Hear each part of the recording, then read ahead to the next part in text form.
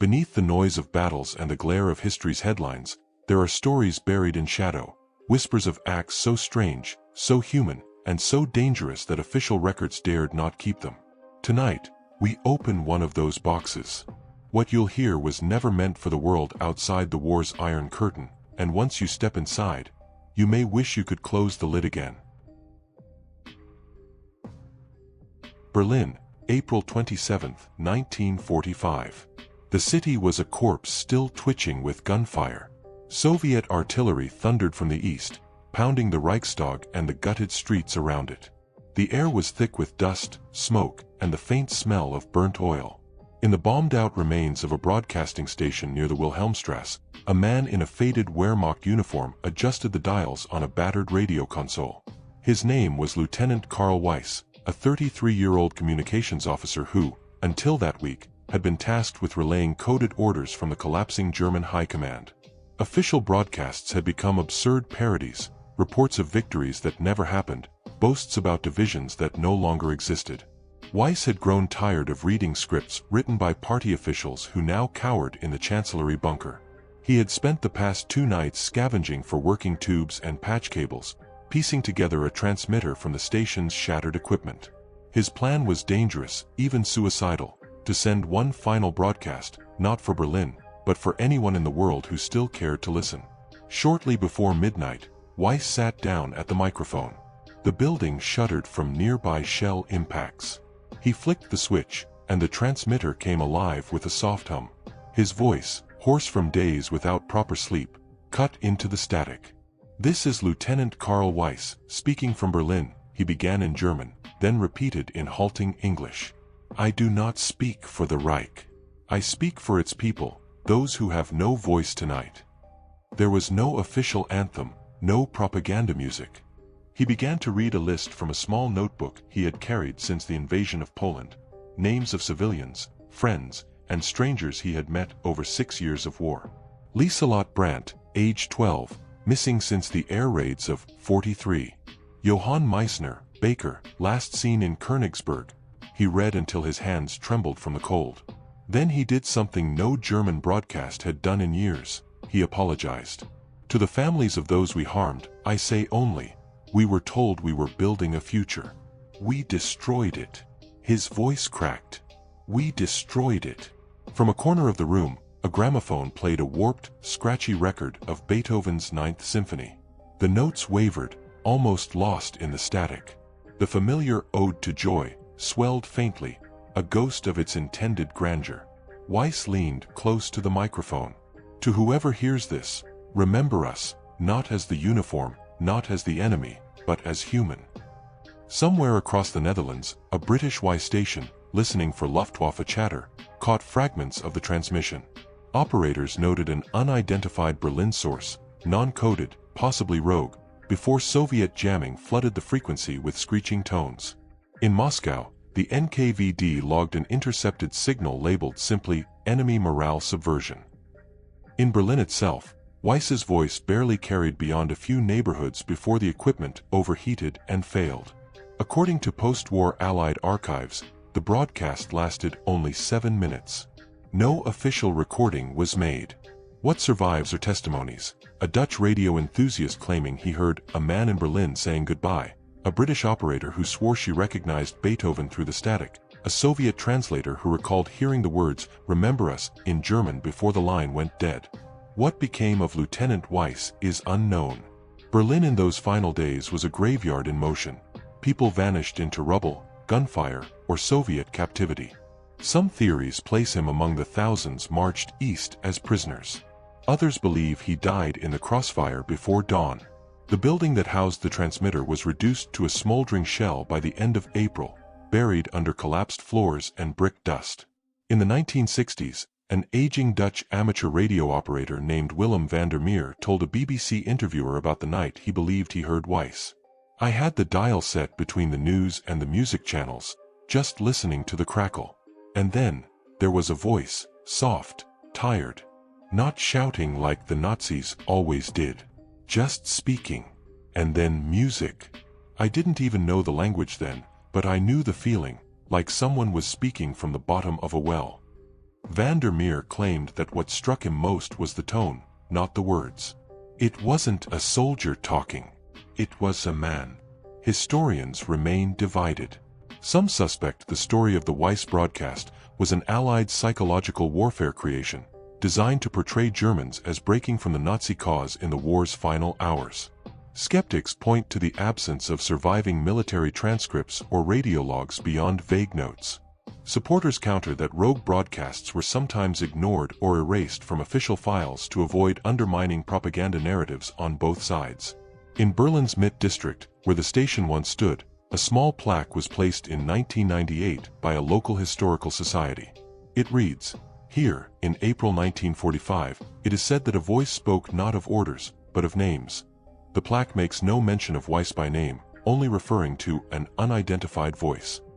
Decades later, in an attic in Munich, a family sorting through their late father's possessions discovered a Wehrmacht officer's paybook and a leather-bound notebook.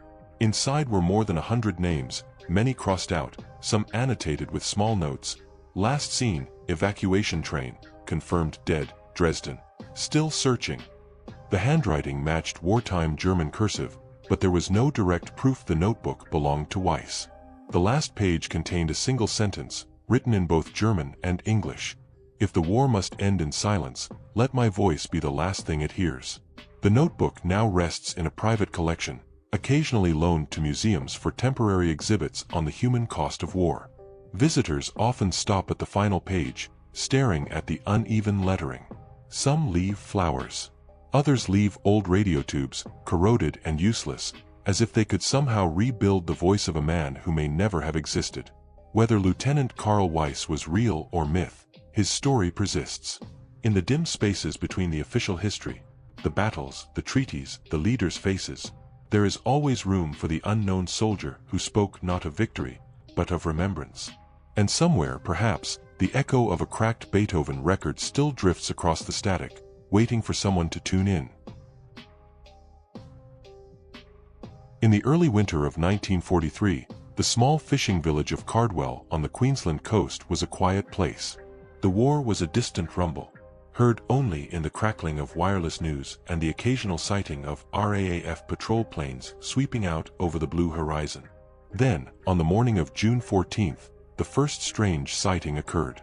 3 local fishermen, Jack Hanrahan, Bill Fraser, and a Torres Strait Islander named Matthew Mac Tamwoy, reported seeing a black conning tower rise from the waves just past the reef line. The vessel lingered in silence, no diesel fumes, no engine noise, before slipping under again in less than 2 minutes. At first, the Royal Australian Navy dismissed the report as mistaken identity. There had been Japanese submarine activity along the Australian coast in 1942, but by mid-43, the Coral Sea was largely under Allied control. Still, 2 weeks later, a patrol bomber returning from Noumea radioed that its crew had sighted a small, unmarked submarine 70 nautical miles northeast of Townsville. No depth charges were dropped. The pilot claimed the sub vanished beneath the surface before they could close in. The whispers began almost immediately.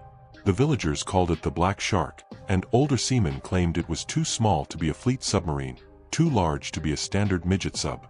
According to naval intelligence records declassified decades later, one RAN officer suggested the possibility of an experimental Japanese sub, painted with a special matte coating to absorb radar signals, technology well ahead of its time.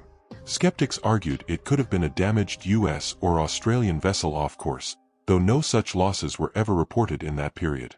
The most unnerving account came from a lighthouse keeper on Flinders Reef named Elsie Madsen.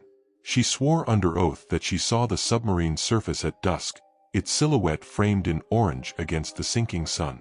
Through binoculars, she observed figures on the deck wearing dark suits and odd, tight-fitting hoods, not the loose uniforms typical of Japanese crews. They moved like divers, she later told a Navy investigator. Not sailors, divers. One story, often dismissed but never disproven, came from an American cargo ship, the SS Mendocino, en route from Brisbane to Port Moresby. On the night of July 8, its crew reported a sonar contact that appeared for only 40 seconds before fading completely, as if the object had dissolved into the sea. The sonar officer noted a strange reading. The contact's sound profile was almost silent, lacking the propeller rhythm of conventional submarines. In August 1943, an Iran corvette, HMAS Golbran, was dispatched on a week-long sweep of the suspected area. The crew found nothing: no oil slicks, no debris, no periscope sightings. But on the last night of the patrol, able seaman Robert Quinn claimed he saw something in the phosphorescent water off the bow, a dark hull gliding just below the surface, leaving no wake, moving faster than any known midget submarine. He shouted for the bridge crew, but by the time they looked, the object had vanished into the black. Some theorists later speculated that the so-called Phantom submarine was part of a last-ditch Japanese reconnaissance effort to scout Allied supply routes between Australia and New Guinea. The technology to make a submarine quiet enough to escape sonar existed only in crude form, but Imperial Japan's naval innovation had already produced advanced midget subs, manned torpedoes, and specialized hull coatings. Others believed the sightings were the result of war nerves and the tendency for fishermen to embellish tales over rum. Yet the reports didn't stop with the war's end. In 1951, a pearl diver named Hugh MacLeod claimed to have seen a long, black wreck lying at the edge of a trench east of Dunk Island while diving for oysters. He said the hull had no markings and its metal was oddly smooth, unlike the riveted steel of wartime submarines. He attempted to mark the location, but a sudden storm forced his boat back to shore. When he returned 2 weeks later, the wreck was gone. In 1989, a team of recreational divers from Townsville reported finding a corroded, cylindrical object partly buried in coral near Myrmidon Reef. Photographs taken at the site showed what appeared to be a steel structure with faint traces of black paint. No propeller or conning tower was visible, leading some marine archaeologists to suggest it could have been a section of a pressure hull. Before a proper survey could be organized, a cyclone scattered the reef debris field, and the object was never relocated. For those who believe in the Phantom submarine, the mystery is a perfect wartime ghost story, an enemy weapon that came and went without leaving a trace, testing the boundaries of technology and human perception. For skeptics, it's simply another case of misidentification in an era when fear of the unseen enemy loomed over every harbor and headland. In Cardwell today, the story is little more than a local curiosity. The small maritime museum has a hand-painted display board with yellowing newspaper clippings from the 1940s and a faded photo of Jack Hanrahan holding a fishing net, his weathered face half hidden by a cigarette. Beside the display is a crude model of a submarine, painted black, made by a local schoolboy in the 1970s. The truth, whether it lies buried in the reef, rusting in a trench, or never existed at all, remains submerged. But on calm, moonlit nights when the sea lies flat and the tide is right, old fishermen still swear they've seen something moving out there. A shadow without a wake, gliding over the coral sea, slipping away before you can tell if it was ever really there. In January 1945, the Ruhr Valley was choking under the weight of Allied bombing. Essen, once the beating heart of Germany's industrial machine, was a skeletal ruin of shattered factories and silent chimneys.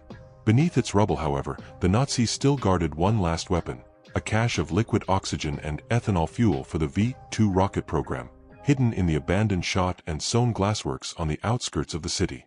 The Allies knew the plant existed, but its current purpose remained a mystery, until a coded message reached London through a channel no one expected.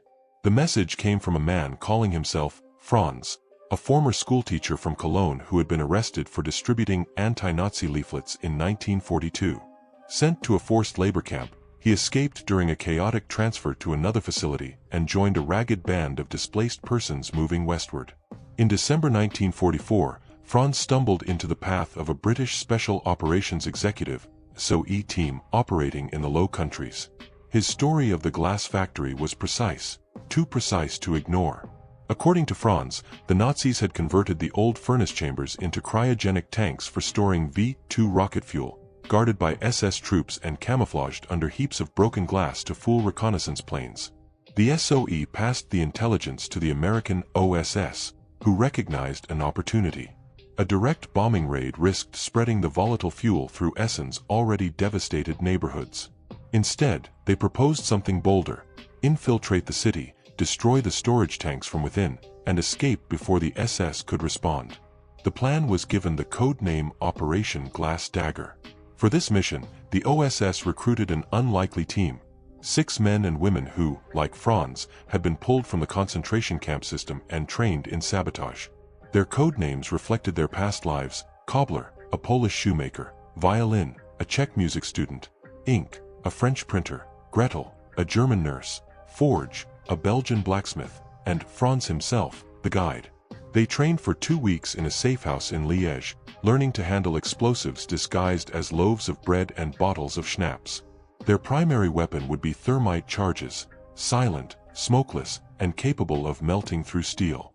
On the night of January 18, 1945, the team was smuggled across the German front line disguised as a refugee work detail. Carrying forged papers, they entered Essen under cover of darkness, their breath frosting in the bitter air. The glassworks loomed like a skeletal cathedral, its windows blasted out, the floor carpeted in glittering shards. Inside, the heat from hidden cryochambers created a surreal fog that rolled through the ruined hallways. They found the tanks just as Franz had described: massive steel cylinders sunk into the ground, frost-rimed and hissing faintly.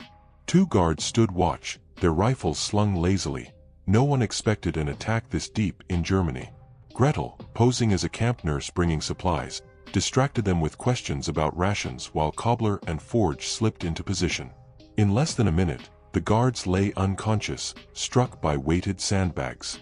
Working quickly, the saboteurs fixed thermite charges at the base of each tank, timing them for a delayed detonation to allow their escape. But just as the last charge was set, a patrol entered the factory. The ensuing struggle was brief but violent. Ink took a bullet to the shoulder, and Violin killed a guard with a broken glass rod before the team fled into the fog.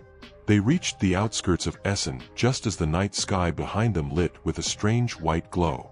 Witnesses miles away later described a blast without flame, followed by a towering pillar of steam as the cryogenic fuel boiled away. The shockwave shattered what remained of the glassworks, scattering molten shards across the snow. Without that cache, the V-2 launch program in the Ruhr faltered for weeks, forcing the Nazis to divert resources from other fronts. The team split during the retreat. Cobbler and Forge were captured near Dortmund and executed within days. Gretel was last seen leading the wounded Ink into a farmhouse near the Dutch border. Violin disappeared entirely, her fate unknown. Only Franz reached the OSS lines, gaunt and frostbitten, carrying a shard of blackened glass from the factory floor as proof. Officially, Operation Glass Dagger never happened. The OSS files remain thin, just a single page referencing enemy rocket fuel depot disruption, E-sector, and a note that no aerial ordnance expended. Some historians dismiss the tale as post-war invention, pointing out that Essen was already on its knees by January 1945. Yet in the archives of the Ruhr Museum, a photograph taken on January 19 shows the ruins of the shot and sewn factory. Walls collapsed inward, the ground pitted and warped, and in the foreground, a pool of glass fused into a rippling sheet, as if the building had melted in place.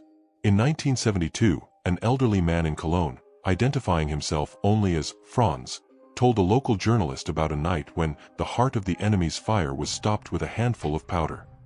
He refused to give names, claiming the dead deserved silence, but he kept the same shard of glass on his desk until his death in 1980. When his belongings were sold at auction, the shard vanished into a private collection. Today, the site of the old glassworks is a supermarket car park. There is no marker to indicate that, perhaps, beneath its asphalt lies the buried memory of 6 nameless saboteurs who risked everything to snuff out a weapon before it could be fired. Whether Operation Glass Dagger was fact or legend, its story lingers in the sharp glint of broken glass found in the soil, catching the winter light like the edge of a hidden blade. In the brutal winter of 1942-43, the Arctic convoys that linked Britain to the Soviet Union were among the most dangerous naval operations of the war. Sailing through seas patrolled by German U-boats and bombers, braving ice storms that could freeze a ship's rigging solid in minutes, these merchant vessels carried weapons, fuel, and food to keep the Eastern Front alive. Official records list the well-known convoys: PQ-17, JW-51B, RA-55A, but sailors' tales speak of another, unrecorded journey, Convoy Phantom 7. According to the few who claim to have survived it, Phantom 7 sailed from Scapa Flow under heavy secrecy in late January 1943.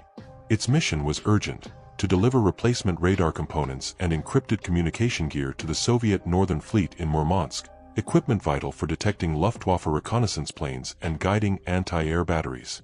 Unlike other convoys, Phantom 7 reportedly consisted of only 3 merchant ships, each escorted by a single destroyer, their departure concealed under the cover of a larger, unrelated fleet bound for Iceland.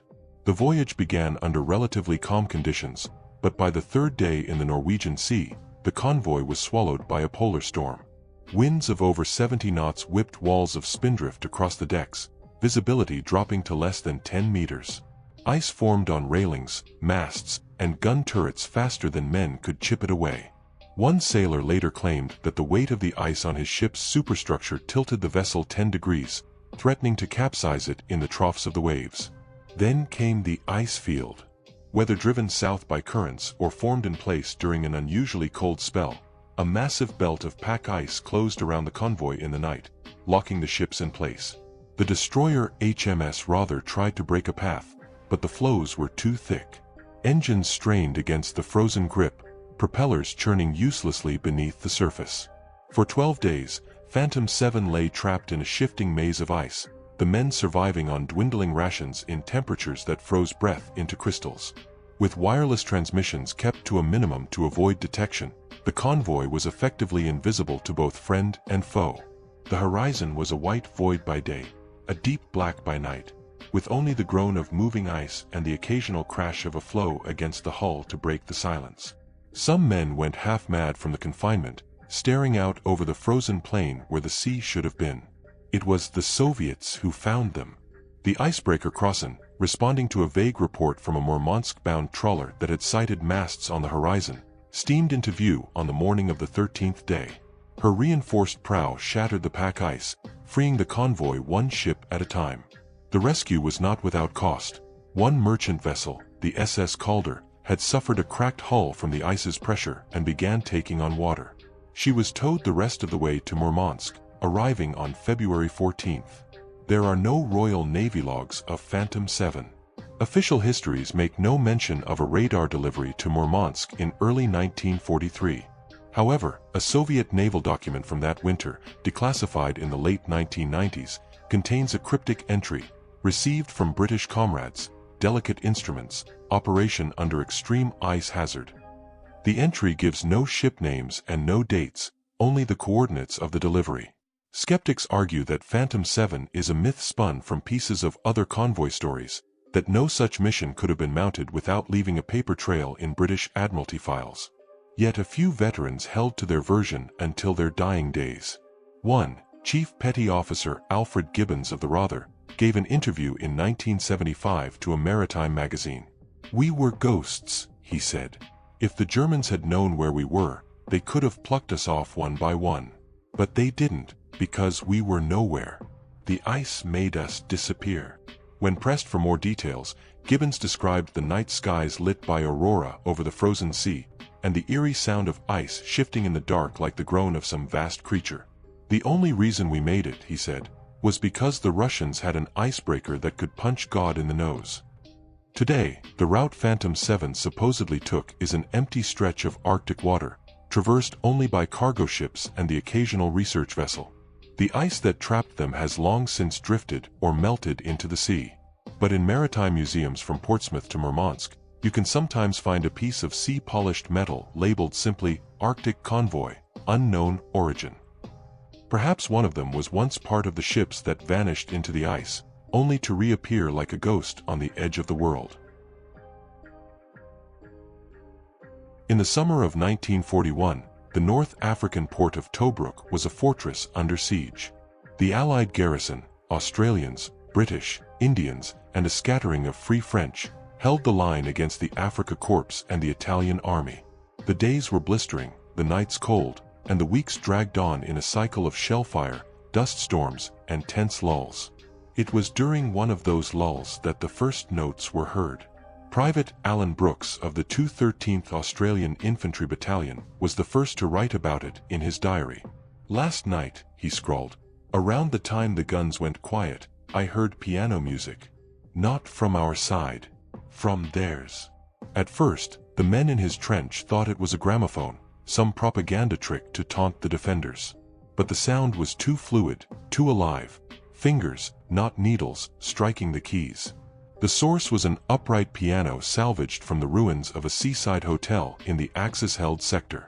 Its player, Allied intelligence later learned through intercepted chatter, was Captain Enzo Bellini of the Italian 27th Infantry Division Brescia. Bellini had been a music student in Milan before the war, studying under a noted concert pianist. When the hotel was shelled early in the siege, he and a few men dragged the piano into a dugout. From there, it became a strange fixture of the front, a sound in the darkness, floating over no man's land between artillery duels. At first, Bellini played Italian folk songs and arias from Verdi operas. Then came pieces by Chopin, Debussy, and Rachmaninoff. Some nights, the wind carried the music clearly enough for Allied soldiers to hum along. It was unnerving, some said, to be serenaded by the enemy. Others found it oddly comforting. It reminded me, one Australian veteran recalled decades later, that there were human beings over there, not just targets. The most remarkable night came in late August, when Bellini broke from his usual repertoire and played Waltzing Matilda, the unofficial anthem of the Australian troops. Men on the Allied side froze as the melody drifted over the desert, hesitant at first, then surer, as if the pianist were recalling it from memory. When he finished, there was silence, and then, from the Australian trenches, someone whistled the tune back across the lines. What followed was not a formal ceasefire. Both sides remained wary, but for several hours that night, no shots were fired. Word of the Pianist of Tobruk spread through the garrison. The soldiers began to watch for the nightly concerts, adjusting their listening posts to catch the faint strains when the wind was right. A British artillery officer, intrigued, tried to trace the music through his field glasses but could only make out a dim light where the dugout might be. Intelligence officers discussed whether the music could be a cover for coded signals, but no evidence of this was found. By November, the siege had turned bitter. Supplies on both sides were running low, and the shelling grew more relentless. One night, the piano was silent. The next 2 weeks passed without music. Then, during an Allied counterbarrage, a direct hit landed on the suspected position of the piano. When the area was later overrun, the remains of an upright piano were found among the rubble, its keys scorched and warped by heat. There was no sign of Bellini. After the war, fragments of the story emerged in veterans' memoirs. In 1964, an Italian newspaper ran a feature on the soldier who played for the enemy, identifying Bellini as having been killed in action during the siege's final weeks. The article quoted a fellow officer who claimed that Bellini had insisted on playing Waltzing Matilda after overhearing Australian prisoners sing it in a forward camp. He said it was a gift to them, the officer recalled, because music was not the enemy.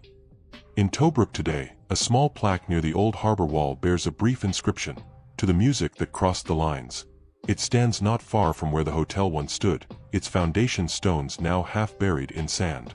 Local guides sometimes tell visitors about the nights when the desert carried the sound of a piano instead of gunfire. Whether Bellini's music had any measurable impact on the siege is doubtful. But for the men who heard it, those brief concerts became a strange, fragile reminder of humanity in a place where survival often depended on forgetting the humanity of the other side. And somewhere in the drifting desert wind of Tobruk, some swear, the faint echo of a piano still lingers. The documents are gone. The witnesses, silent or dead. All that's left are fragments, a name, a sound, a shadow in the archives. Perhaps it's better that way. Because the more we look, the clearer it becomes. Some truths were meant to rot in the dark, where history can't touch them, and where they can't touch us.